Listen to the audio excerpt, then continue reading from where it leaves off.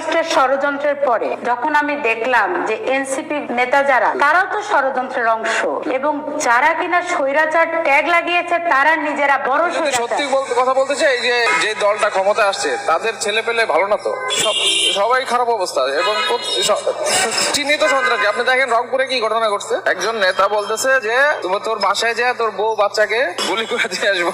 চিন্তা করেন তাদের কত বড় সাহস। আমার মনে হয় এটা মাত্র শুরু, ভবিষ্যতে আরো কি বড় বড় প্ল্যান আছে সরকারের, জানি না, আরো কোন ঘটনা ঘটতে পারে।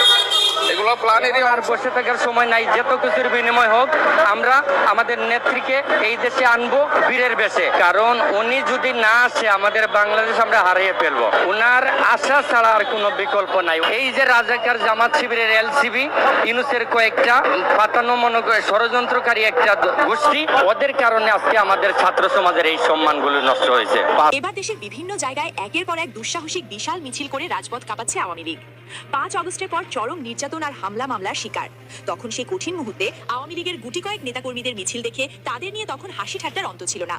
কিন্তু এখন বর্তমানে সময়ের ব্যবধানে হাজার হাজার নেতাকর্মীদের নিয়ে রাজপথ কাঁপাচ্ছে আওয়ামী লীগ। এবার রাজশাহীতে বিপুল পরিমাণ নেতাকর্মী নিয়ে আবারও বিশাল বিক্ষোভ মিছিল করে দেখিয়ে দিয়েছে আওয়ামী লীগ।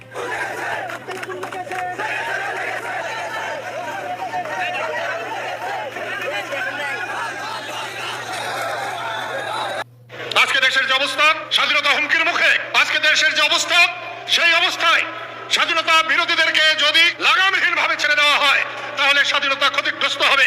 আমি আপনাদের অনুরোধ করছি, কেউ ভয় পাবেন না।